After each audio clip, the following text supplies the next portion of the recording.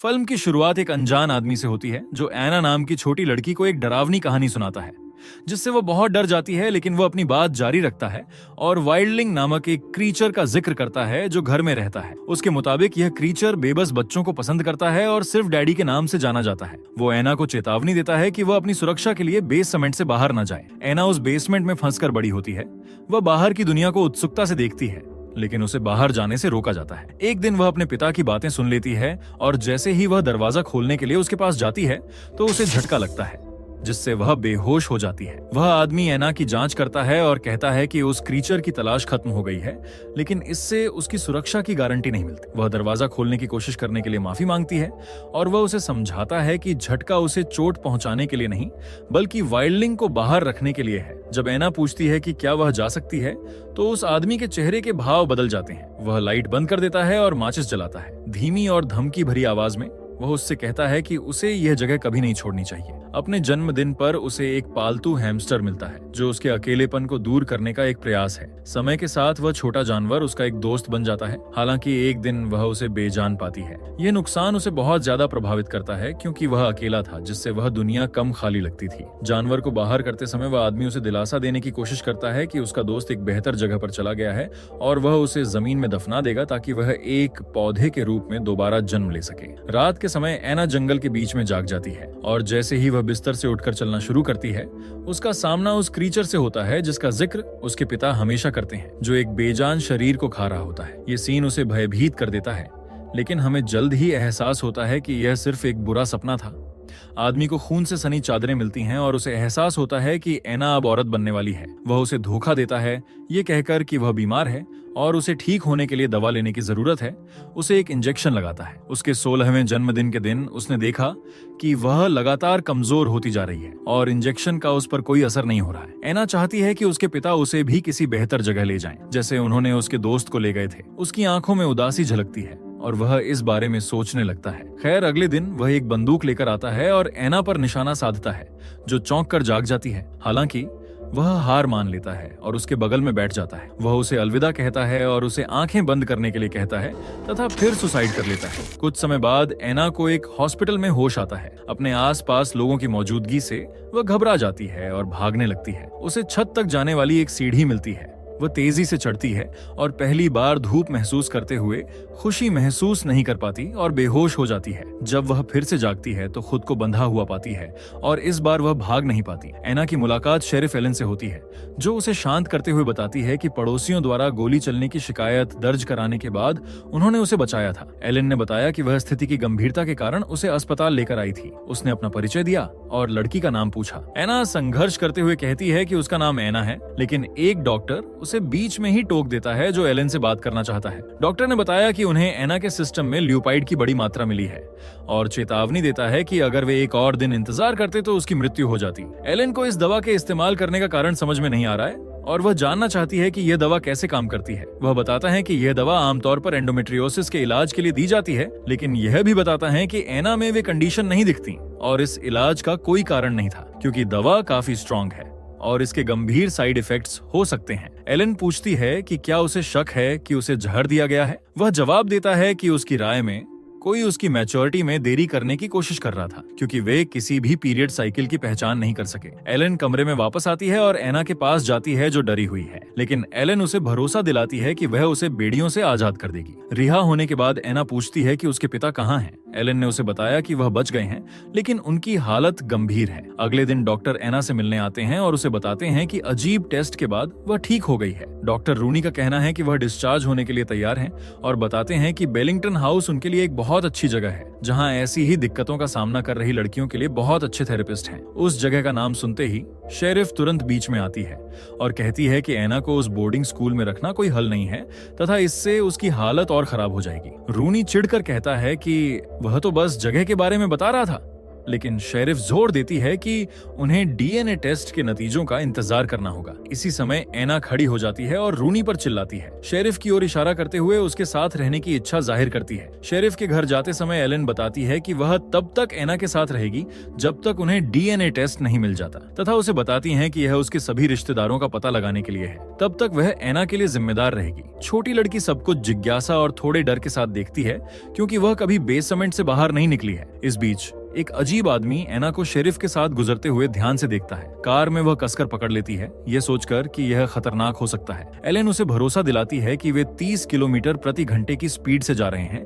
और यह आमतौर पर तभी रिस्की होता है जब कोई शराब पीकर गाड़ी चला रहा हो। एलन के घर पहुंचने पर वह भूखी लड़की को हैमबर्गर देती है। तभी एलन का भाई रेह ऊपर आता है और पूछता है कि यह नई लड़की कौन है। एलन जवाब देती है कि यह पहले बताए गए हॉस्पिटल की लड़की है। रे एना की मौजूदगी से परेशान लगता है, लेकिन वह कोई कमेंट नहीं करता और वहां से चला जाता है। एना, जो दुनिया के बारे में ज्यादा नहीं जानती, पूछती है कि क्या वह एलन के पिता हैं। एलन छोटी लड़की की मासूमियत पर मुस्कुराते हुए बताती है कि रेह असल में उसका छोटा भाई है। एलन एना को वह कमरा दिखाती है जहाँ वह सोएगी और देखती है कि लड़की खिड़की से बाहर ध्यान से देख रही है और पूछ रही है कि क्या वह उसे बंद कर सकती है। एना वाइल्डलिंग का जिक्र करती है, लेकिन एलन को पता नहीं होता कि वह क्या है और उसने उसके बारे में पूछा है। एना जवाब देती है कि वह बच्चों को खा जाता है और एलन हैरानी से पूछती है कि क्या उसके पिता ऐसी बातें करते थे और क्या उसने कभी इस क्रीचर को देखा है।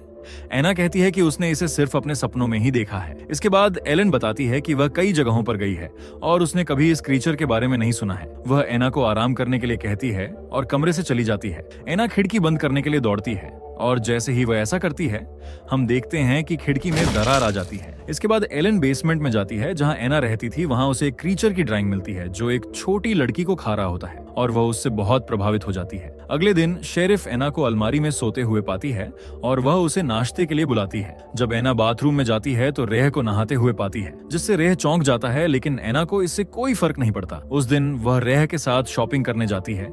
रेह शहर में रहने के लिए शिकायत करता है, ये बताते हुए कि वे उसकी बहन की नौकरी की वजह से यहाँ आए थे। फल खाते समय एना कहती है कि यह गलत है क्योंकि वह अपनी दोस्त को खा रहा है। रेह हंसता है और जवाब देता है कि हैमस्टर और इंसान पौधों से नहीं आते हैं और वादा करता है कि वह उसे दिखाएगा कि उसका जन्म कैसे हुआ।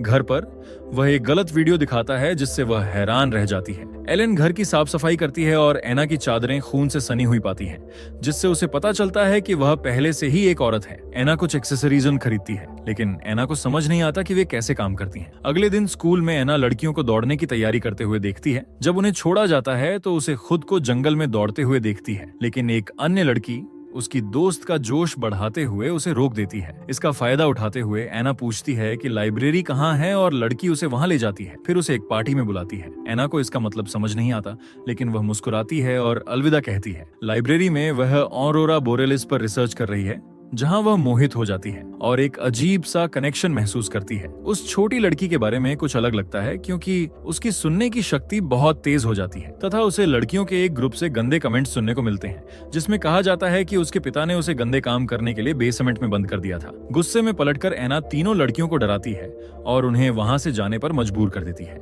इसके बाद एना को पता चलता है कि रेह को 2 लड़कों ने एक कमरे में बंद कर दिया है और उसे परेशान किया जा रहा है। हालांकि उसे नहीं पता कि इसका क्या मतलब है। वे रेह को जाने देते हैं, लेकिन वह उन्हें पागल कहता है, जिससे वे गुस्सा हो जाते हैं और उनमें से एक रेहा के पेट में घूंसा मार देता है तथा यह देखकर लड़की उसे बचाने का फैसला करती है और लड़कों में से एक पर वार करती है। अब दोनों घर लौट आते हैं और एलन एना के कमरे में एक पीली ड्रेस छोड़ने जाती है। फिर जंगल में घूमते हुए एना को एक हिरण दिखता है और वह अपने आप उसका शिकार करना शुरू कर देती है, जैसे कि वह कोई जंगली जानवर हो। हालांकि उसे इस बात का एहसास नहीं होता कि शहर का वही अजीब आदमी उसे देख रहा है जो उसका पीछा करना शुरू कर देता है। हिरण का पीछा करते समय एना को वह आदमी जल्दी से रोक लेता है, जो उसे इलाके में बिछाए गए जालों के बारे में चेतावनी देता है। खैर, अब स्कूल में एना रिसर्च करती है कि जंगली जानवर कैसे शिकार करते हैं और अपने नाखूनों पर काले निशान देखती है, जिससे वो उत्सुक हो जाती है। बाद में जब एलन बेसिक केयर सिखाती है तो वह बताती है कि डीएनए टेस्ट से साबित हुआ है कि गैब्रियल हैंसन उसके असली पिता नहीं है, लेकिन एना अभी भी जानवरों के बारे में सोच रही है,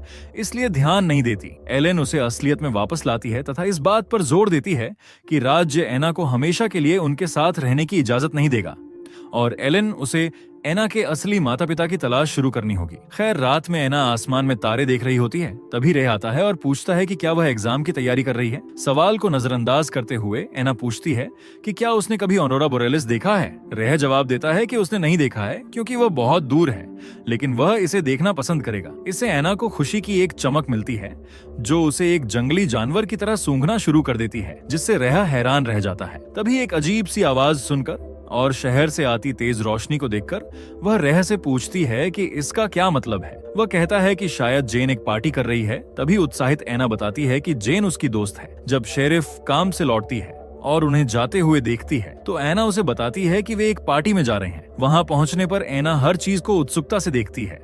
हर कोने को ऐसे देखती है जैसे वह कोई नई जगह हो। बाद में कुछ पीते समय रे हल्के और सावधानी से कहता है कि उसे नशे से बचने के लिए धीरे धीरे पीना चाहिए। वे एक दूसरे को किस करते हैं, लेकिन थोड़ी देर बाद एना अपने होंठों पर खून देखती है और बाथरूम की ओर चली जाती है।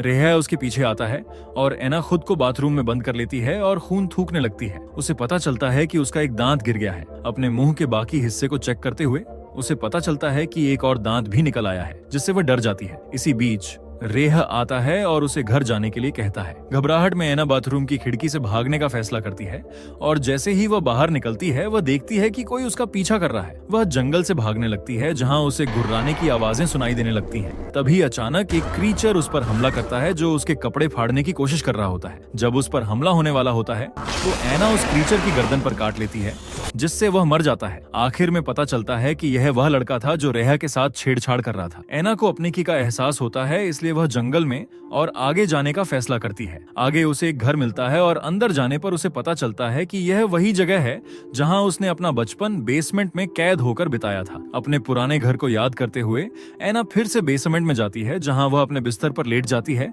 और उस लड़के के बारे में अपने के पर सोचती है तथा अपने पिता की बातों के बारे में सोचती है। अब उसे समझ आता है कि उसके पिता उसे उस क्रीचर से नहीं बचा रहे थे, बल्कि यह पक्का कर रहे थे कि वह किसी को चोट न पहुंचाए।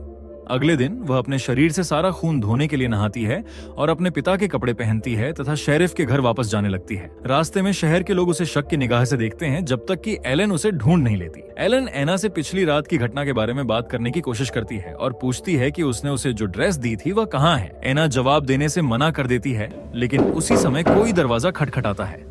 लेकिन जब एलन दरवाजा खोलने के लिए उठती है तो हमें एना की चुप्पी का कारण पता चलता है। वह एक और दांत थूक देती है। दरवाजा खोलने पर एलन को ऑफिसर रोजर मिलता है, जो उसे बताता है कि रिचर्ड फुलर ने फोन करके बताया कि उसका बेटा लॉरेंस गायब है। रोजर का कहना है कि लड़का भी पार्टी में गया था और किसी ने उसे जाते हुए नहीं देखा। वह एना पर शक की नजर डालता है, जो पकड़े जाने के डर से तुरंत नजरें फेर लेती है। शेरिफ को स्थिति समझ में आती है और वह कहती है कि वह मामले को संभाल लेगी, जबकि रोजर परेशान होकर चला जाता है। कमरे में एना अपने नाखून पेंट कर रही होती है। तभी एलेन उससे पूछताछ करने आती है और पूछती है कि क्या उसने लॉरेंस के साथ कुछ किया है। एना जवाब देने से मना कर देती है, जिससे एलेन बहुत चिढ़ जाती है। इसी समय रे आता है और कहता है कि वह उससे अकेले में बात करके पता लगाने की कोशिश करेगा कि क्या हुआ था। जब वे अकेले होते हैं तो रे कहता है कि वह उस खून के बारे में नहीं बताएगा जो उसने देखा था और एना के मुंह की जांच करने के लिए कहता है। ऐसा करने पर वह यह देखकर चौंक जाता है कि एना के कई दांत नहीं हैं और डर कर कमरे से बाहर भाग जाता है और एलन को बुलाता है और कहता है कि उन्हें एना को हॉस्पिटल ले जाना है। वह उनकी मदद नहीं चाहती और जंगल से अकेले ही चलकर भागने का फैसला करती है। रात में वह एक घर पर चढ़ जाती है और शहर को देखती है। उसे लगता है कि वह वहां की नहीं है और हमेशा के लिए वहां से जाने का फैसला कर लेती है। जंगल में घूमते हुए एना उसी आदमी से मिलती है जो पहले आया था, जो उसे मांस का एक टुकड़ा देता है और उसका म्यूटेशन चेक करने के लिए उसके पास आता है। वह कहता है कि उसका इंतजार कर रहा था और बताता है कि वह अपने जैसे और लोगों को ढूंढ रहा है। एना को देखते हुए वह पूछता है कि क्या वह जानना चाहती है कि उसकी माँ कहाँ है और उसे एक गुफा में ले जाता है जहां एना को अपने जैसे कई जीवों की हड्डियां मिलती हैं। फ्लैशबैक में हमें पता चलता है कि उसके दत्तक पिता गैब्रियल भी एक शिकारी थे। एना की मां को मारने के बाद उसे पता चलता है कि उस जानवर का एक बच्चा है और वह उसे मारने के लिए खुद को तैयार नहीं कर सकता। उसके साथी उससे पूछते हैं कि क्या उसने आखिरी जानवर को मार दिया है और वह जवाब देता है कि वे एना की सुरक्षा सुनिश्चित करते हुए सभी को खत्म करने में कामयाब रहे। फिर उसे गैब्रियल के साथ बिताए पल याद आते हैं और वह उससे हॉस्पिटल में मिलने का फैसला करती है। कमरे में पहुंचने पर वह उसका सामना नहीं कर पाती और फिर से उस जगह से भाग जाती है। एलन फोरेंसिक तस्वीरों को एनालाइज करती है जहां एना की ड्रेस बॉडी के बगल में है। वह डॉट्स को जोड़ती है और बेसमेंट में मैकोब की ड्राइंग को याद करती है तथा एना के मॉन्स्टर होने की संभावना से डर जाती है। एना शेरिफ के घर लौटती है और उसे गले लगाने के लिए दौड़ती है। उसी समय एलन की नजर लड़की के बड़े बड़े पंजों पर जाती है। वह जल्दी से उसे पकड़ने के लिए अपनी हथकड़ी का इस्तेमाल करती है। तभी रेह आता है और पूछता है कि क्या हो रहा है। एलन बताती है कि उसे पास में एक जवान आदमी की बॉडी और एना की ड्रेस मिली है, जिसके बाद उसे पुलिस चौकी ले जाया गया, जहां उसे गिरफ्तार कर लिया जाता है। एलन एना की बात सुनना चाहती है, लेकिन लड़की धोखा महसूस करते हुए बोलने से मना कर देती है। जब एना आईने में देखती है तो उसे पता चलता है कि उसके दांत भी अपनी माँ की तरह नुकीले निकल रहे हैं। उसे एक व्यक्ति मिलता है। वह सोचती है कि यह शेरिफ है, लेकिन कुछ अलग महक आने पर उसे पता चलता है कि यह गैब्रियल है। उसके दत्तक पिता ने उसे बताया कि वह उसे अपने साथ रहने के लिए ले गया था तथा उसने जैस्पर नामक एक कुत्ते का भी जिक्र किया, जो गुस्से में आकर गैब्रियल को काट लिया, जिसके कारण उसे उसकी कुर्बानी देनी पड़ी। वह बताता है कि उसने सभी वाइल्डलिंग्स को खत्म करने की कसम खाई थी, लेकिन नाकाम रहा, जिसके कारण उनके कुत्ते की जान चली गई। गैब्रियल एना को एक जानलेवा इंजेक्शन देता है और उसे एक बेहतर जगह ढूंढने के लिए कहता है। ऑप्शन पर सोचते हुए एना सवाल करती है कि उसने उसे क्यों नहीं बताया कि वह एक वाइल्डलिंग है, और गैब्रियल जवाब देता है कि वह उसे छोड़ना चाहता था। एना यह जानने पर जोर देती है कि वह उसे क्यों बचाना चाहता था, और वह मानता है कि यह एक गलती थी। अगले दिन एलन एना के लिए साफ कपड़े लाती है और उसे बिस्तर के नीचे पाती है। एना उस पर हमला करती है और भागने से पहले उसे सेल में बंद कर देती है। बाहर आकर वह रेह को स्क्वाड कार में पाती है और भागने में मदद मांगती है। रेह मान जाता है, लेकिन पूछता है कि वे कहाँ जा रहे हैं। एना बताती है कि वे नॉर्दर्न लाइट्स की तरफ जाना चाहती है। रेह उसे चेतावनी देता है कि यह पागलपन है, क्योंकि वह एक भगोड़ा है। एना जवाब देती है कि वह एक वाइल्डलिंग है और उसे वहां जाना है। रेह कार रोककर समझने की कोशिश करता है, लेकिन एना जंगल की तरफ चली जाती है। वह उसका पीछा करने का फैसला करता है और दोनों जंगल में घूमना शुरू कर देते हैं। एक समय पर एना ठंडी नदी में नहाती है, जबकि रेह हिचकिचाता है। उस रात दोनों एक कैंप फायर के पास साथ होते हैं। रेह कहता है कि उसने गीले कपड़े पहने हैं, इसलिए वह बीमार पड़ सकती है, और उसे गर्म करने में मदद करने के लिए उसके पास जाता है। जैसे जैसे वे पास आते हैं, टेंशन बढ़ती है, जिसके कारण एक किस होता है और एना रेह के साथ अपना पहला अनुभव करने का फैसला करती है। इस बीच रॉजर गैब्रियल को ढूंढता है और उसे एना का शिकार करने के लिए दूसरों को इकट्ठा करने के लिए कहता है, लेकिन गैब्रियल गुस्से में आ जाता है और लड़की के भागने देने के लिए रॉजर को दोषी ठहराता है। अगले दिन एना रेह के बगल में उठती है और महसूस करती है कि उसके नाखून अजीब तरह से बढ़ गए हैं। रेह देखता है कि यह इतना बुरा नहीं है जिनका वे सामना कर रहे हैं। वे ऑरोरा बोरियालिस की ओर निकल पड़ते हैं। पुलिस और शिकारी खूनी कुत्तों के साथ उनका पीछा कर रहे थे। कुत्तों की मौजूदगी का एहसास होने पर एना रेह से तेजी से चलने को कहती है। जब वे एक खुले मैदान में पहुंचते हैं तो शिकारी उन पर हमला करके फायरिंग शुरू कर देते हैं। रेह को गोली लग जाती है और वे दोनों जंगल से भागने की कोशिश में झुक जाते हैं। हालांकि वे खुद को एक चट्टान के सामने पाते हैं और शिकारियों के आने की आवाजें सुनते हैं। हताश होकर एना रेह को धक्का देती है और फिर उसके पीछे कूद जाती है। वे दोनों पानी में गिर जाते हैं। कुछ देर के लिए खुद को बचा पाते हैं। रेह उन्हें एलन के पास वापस जाने का सुझाव देता है, क्योंकि वह मदद कर सकती है, लेकिन एना नहीं मानती। टूटे हुए दिल के साथ रेह अपनी प्रेमिका को अकेले जाते हुए देखता है। जंगल में एलन उन दोनों को ढूंढना जारी रखती है और आखिरकार रेह को ढूंढ लेती है। उससे पूछती है कि उसे किसने गोली मारी, लेकिन वह जवाब देता है कि उसे नहीं पता। एलन को यह जानकर दुख होता है कि एना ने जाने का फैसला कर लिया है। इस बीच एना खाने की तलाश में शिकार करने की कोशिश करती है, लेकिन हिरण को पकड़ नहीं पाती और बारिश होने की वजह से छिपने का फैसला करती है। गैब्रियल और दूसरे शिकारी पास में ही एना को ढूंढ रहे हैं। शिकारी की मौजूदगी का एहसास होने पर एना मिट्टी से खुद को छिपा लेती है। आदमियों को उसके बालों का एक टुकड़ा मिलता है और वे खोज जारी रखते हैं, इस बात से अनजान कि वह उनके ऊपर है। घटना को 3 महीने बीत जाते हैं, लेकिन शिकारी अभी भी एना को ढूंढ रहे हैं, जो अब ज्यादा से ज्यादा जानवर की तरह बर्ताव करती है और जंगल में घूमती रहती है। रेह घर लौटते हुए रोजर को गैस के डिब्बे भरते हुए पाता है। वह अपनी बहन को फोन करके हालात के बारे में बताता है और कहता है कि रोजर उनके साथ है। उसे पकड़ने की नई कोशिश में एना लड़ने का फैसला करती है और हमलावरों पर हमला करती है।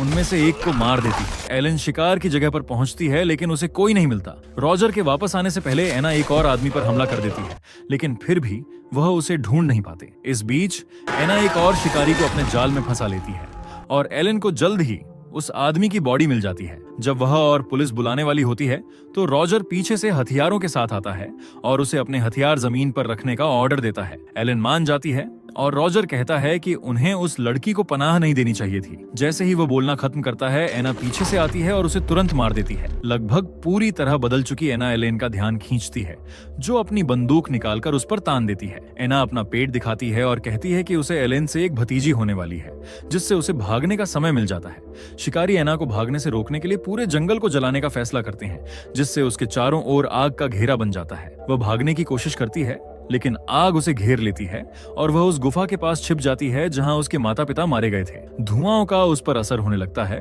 और वह आखिरकार बेहोश हो जाती है। कुछ घंटों बाद एना जाग जाती है और अपने बच्चे को बचाने के लिए हिम्मत जुटाती है और किसी तरह गुफा में घुस जाती है। उसी समय गैब्रियल द्वारा चलाए गए ट्रैंक्विलाइजर से उसे गोली लग जाती है, जिससे वह बेसुध होकर जमीन पर गिर जाती है। गैब्रियल उसके पास आता है और कहता है कि उसके लिए एक नई चीज है और वह बच्चे को निकालने के लिए उसका पेट काटना शुरू कर देता है। जब वह ऐसा करने ही वाला होता है तो एना किसी तरह हिल जाती है और गैब्रियल की मशाल से उसे जला देती है और इस तरह बच निकलती है। गैब्रियल अलर्ट रहता है, लेकिन इससे कोई फर्क नहीं पड़ता।